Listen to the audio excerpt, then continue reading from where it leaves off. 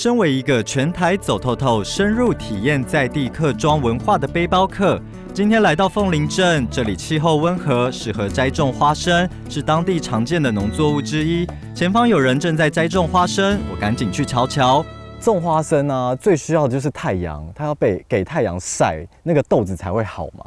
在凤林这边还是花生的产地啦，因为花生基本上它是属于热带性的植物啊，气候温度有到那边的话，它对它的生长发育都很好，而且农药可以用的很少啊。曾大哥种很久了，大概有30年了。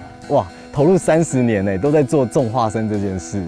我们每个人都要经理一样啦，什么事情都要把它做好啊，就是做。我们不要说那边做一下，这边做一下，也不要看那边好，这边好，你就专心把花生做好哦，你自然就有前途了。洪清选择他未来的路，回到凤林，继承老爸的衣钵。年纪还小的他，眼神中闪烁着自信与坚持。这份情感，我想这就是对家庭的依恋，也是对这片土地的挚爱。刚刚有看到你们在耕种的期间，你们都是用客语对谈，全程客语哎，你们从头到尾都是用都可以，因为从小就习惯是我们客语讲嘛。这我们有注重这个问题，这个教育啦。因为我们凤林是客语，包含我们是客家人啊。但是一旦是客家，我们就是把能够讲就尽量传，尽量讲下去啊。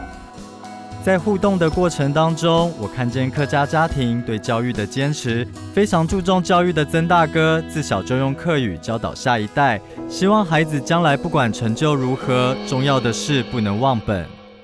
哇，我看心怡看起来还蛮年轻的，可是其实对这个就是还蛮厉害的。因为我们从小就在做啦。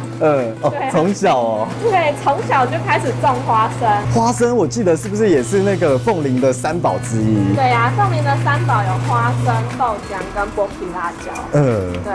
然后花生的话，凤林这边大家都是种以台南9号花生。这种品种比较香。使用凤林在地生产的花生，他希望透过行销与农村体验，把家业发扬光大。兄妹做的事情方向不同，但相同的是，他们都守着自己的根、自己的家。凤林慢城它是台湾第一个认证的，所以我们希望说能够让更多人知道，那就是从自己这边慢慢的去茁壮。我觉得这个想法很棒哎，用自己的力量一步一步慢慢的让更多人看到凤林美的地方。对啊，对。